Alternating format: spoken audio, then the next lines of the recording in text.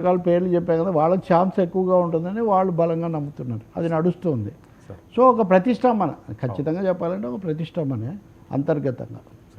Sir Vijayamma గారి ఆవేదన ఏంటి? అసలు ఈ ఏ వయసులో అలాంటి ఫ్యామిలీ రాజశేఖర రెడ్డి గారి భార్యగా ఎంతో గౌరవాన్ని పొంది ఎంతో ఉన్నత స్థానంలో ఉన్నది, 2 సార్లు సీఎం గారు భార్య కింద ఆవిడ, ఈరోజు నేను కోర్టులో చేతులు కట్టుకుని నిలబడే స్టేజ్కి తీసుకొచ్చానంటూ ఆవిడ ఆవేదన వ్యక్తం చేయడం, ఎన్సీఎల్టీలో వైఎస్ జగన్మోహన్ రెడ్డి గారి పిటిషన్కి ఈవిడ కౌంటర్ దాఖలు వేయడం, కుటుంబ ఆస్తులు మనవలు నలుగురికి సమానమని ఈవిడ చెప్తున్నది, వైఎస్ గారు ఈ రకంగానే ఆజ్ఞ ఇచ్చారని, ఆజ్ఞతో పాటు చివరి కోరిక అనే పదాన్ని కూడా ఈవిడ వాడడాన్ని.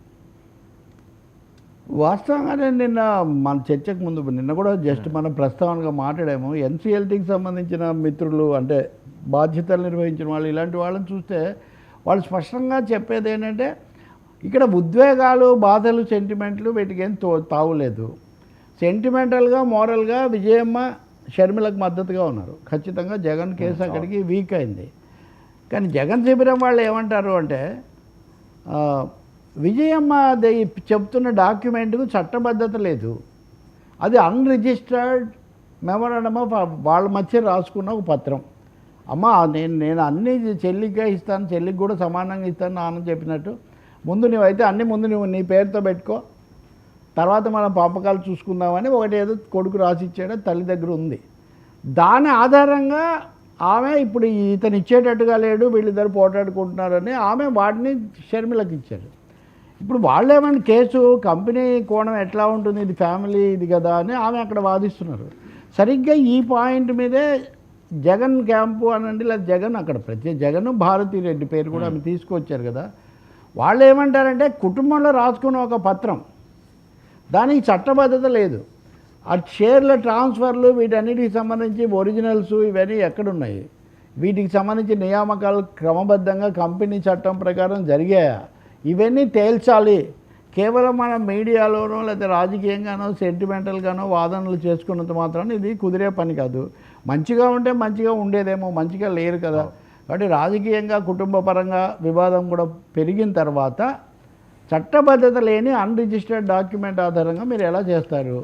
అలాగే ఇప్పుడు ఒక విధంగా తీగలా అయితే డొంకంతా కదిలినట్టుగా ఈ ట్రాన్స్ఫర్ ఎప్పుడు జరిగింది, దానికి కంపెనీలా ఒప్పుకుందా లేదా, నియామకాలు డైరెక్టర్లను ఎవరు చేశారు, ఈ ప్రశ్నలన్నీ కూడా వస్తాయంటున్నారు. బహుశా అది ఎన్సీఎల్టీ వాళ్ళే తీర్పు చెప్పాలి. అంటే ఎందుకంటే మీడియాలో చాలామంది చాలా తీర్పులు చెప్తున్నారు కాబట్టి నేను అంటున్నా.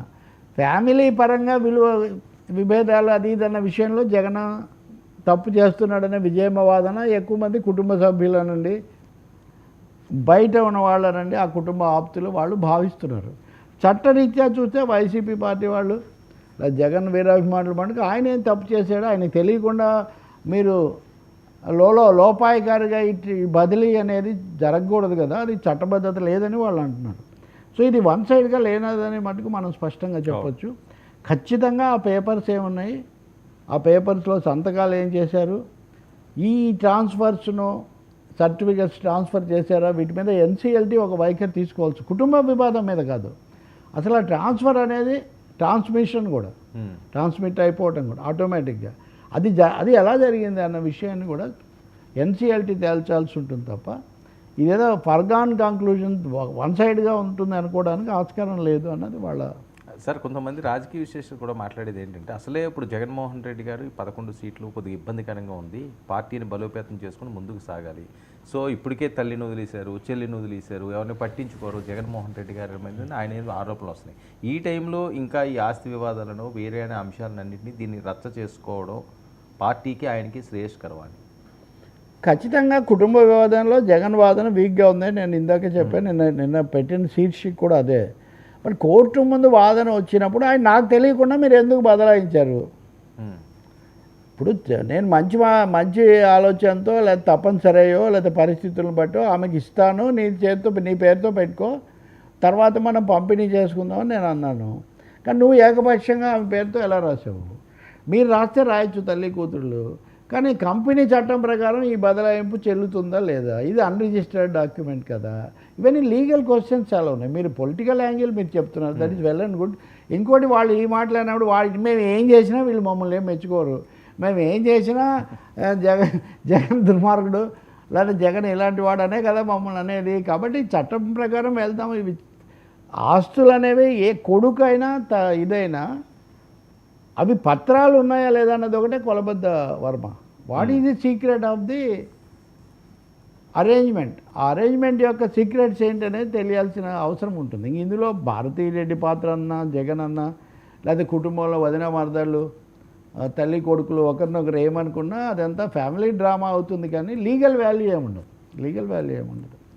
లీగల్గా ఈ వార్ నడుస్తూ ఉంటుంది. అలాగే కొన్ని మీడియా హౌస్లు వాళ్ళ అంతర్గత పోరాటాన్ని ఏదో పెద్ద పబ్లిక్ ఇష్యూ లాగా చేసినా దానికి కూడా ఏం పెద్ద వాల్యూ ఏమి ఉండదు. It's not a public issue, it is just a legal not political issue, it's a legal issue.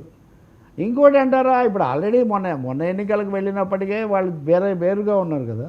ఇప్పుడు మీరు గమనిస్తే శైలజానాథ్ ఇటు వచ్చాడు, ఇంకొక ఆయన ఇటు వచ్చాడు. కొంచెం వైసీపీలోకి కాంగ్రెస్ నాయకులు వస్తున్నారు. ఎందుకంటే ఇంకా కాంగ్రెస్ ఏమీ కోలుకునే అవకాశం లేనట్టుగా ఉందని.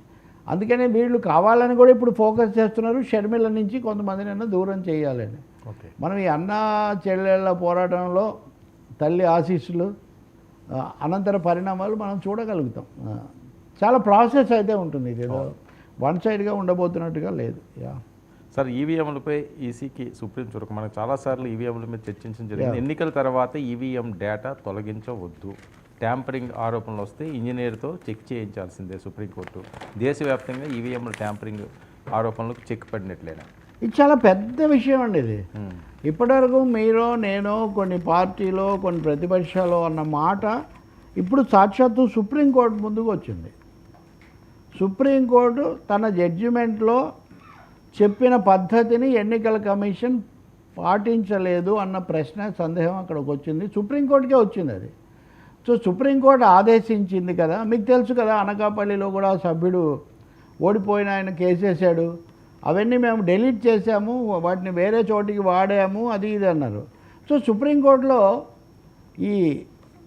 అదేది democratic reforms association for democratic reforms ADR వాళ్ళు వేసిన కేసులో ప్రశాంత్ భూషణ్ చాలా ప్రసిద్ధమైన న్యాయవాది కదా, ఆయన వాదిస్తూ మీరు అక్టోబర్ నవంబర్లో ఇచ్చిన తీర్పులో వీటిని పరీక్షించాలి అని మీరు తీర్పు ఇచ్చింది సుప్రీంకోర్టు. అంటే అభ్యంతరాలని కాదు, మీరు నిరూపించుకోండి అని.